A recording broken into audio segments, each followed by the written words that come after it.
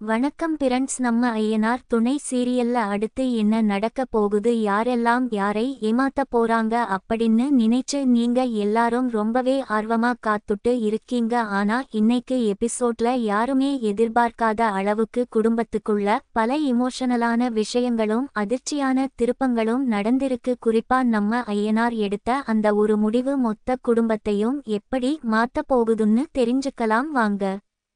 ஆரம்பத்துல சித்ரா ரொம்பவே கோபமா அவளோட லட்சியத்தை பத்தி கராஜ்ல பேசிட்டு இருக்கா. ஆனா அங்க இருக்கிறவங்க அவளை ரொம்பவே கிண்டல் பண்றாங்க. கம்பெனில நடந்த பல பிரச்சனைகளை பத்தி பேசிட்டு இருந்தாலும் சித்ரா கொஞ்சம் கூட தன் மனசு தளராம தன்னோட திறமையை நான் ஒரு நாள் கண்டிப்பா நிரூபிப்பேன் அப்படின்னு ரொம்பவே தைரியமா சவால் விடுறா. இந்த இடத்துல சித்ராவோட அந்த தைரியம் அவளுக்குள்ள இருக்கிற வலியை நமக்கு ரொம்ப ஆழமா புரிய வைக்குது.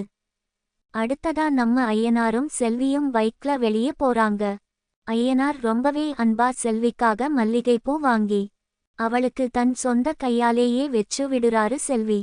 இதனால ரொம்பவே எமோஷனல் ஆகி ஐயனாரை நெகிழ்ந்து போய் பாக்குறா. 2 பேரும் பைக்ல போயிட்டு இருக்கும்போது கோவில் பத்தி ரொம்ப எமோஷனலா பேசுறாங்க. அப்புறம் ஒரு கடையில நின்னு 2 பேரும் சேர்ந்து ஐஸ்கிரீம் சாப்பிடுறாங்க. அப்போ ஐயனார் ரொம்பவே உருக்கமா செல்வி கிட்ட ஒரு உண்மையை சொல்றாரு. இதுவரைக்கும் நான் பண்ண தப்புக்கெல்லாம் மனசார மன்னிப்பு கேட்டுக்கிறேன். இனிமே என் வாழ்க்கையில உன்கிட்ட எந்த ஒரு பொய்யும் சொல்ல மாட்டேன், எந்த ஒரு ஏமாற்று வேலையும் பண்ண மாட்டேன் அப்படின்னு செல்வி தலையில கை வச்சு சத்தியம் பண்ணி கொடுக்குறாரு. செல்வி இதை கேட்டு கண்ணீர் மல்க ஐயனாரை காதலோட பாக்குறா. இந்த காட்சி நம்ம மனசையே உருக வைக்கிற அளவுக்கு ரொம்பவே ஆழமா இருந்துச்சு.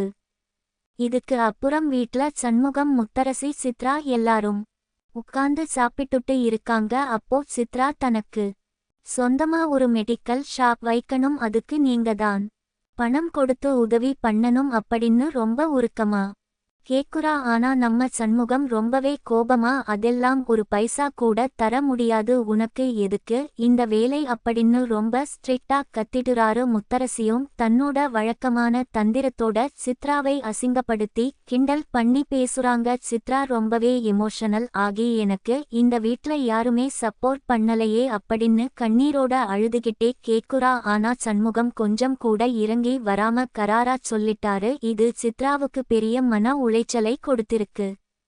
எபிசோடோட கடைசியில ரொம்பவே சஸ்பென்ஸான ஒரு ட்விஸ்ட் நடக்குது. ஐயனாருக்கும் செல்விக்கும் முதலிரவு நடக்கிறதுக்காக ரூமை ரொம்ப அழகா ரோஜா பூவெல்லாம் வச்சு டெக்கரேட் பண்ணிட்டு இருக்காங்க. அப்போ அந்த ரூம்ல செல்விக்கு சர்ப்ரைஸ் கொடுக்கணும்னு ஐயனார் யாருக்கும் தெரியாம ரகசியமா ஒரு ஏசி மாட்டி வச்சிருக்காரு. ஆனா இது முத்தரசிக்கு தெரிஞ்சா வீட்ல எவ்வளவு பெரிய கலவரம் வெடிக்க போகுதுன்னு நினைக்கும் போது நமக்கு இப்போவே பதட்டமா இருக்கு. இப்படி ஒரு விறுவிறுப்பான தருணத்தோட இன்னைக்கு எபிசோட முடிச்சிருக்காங்க.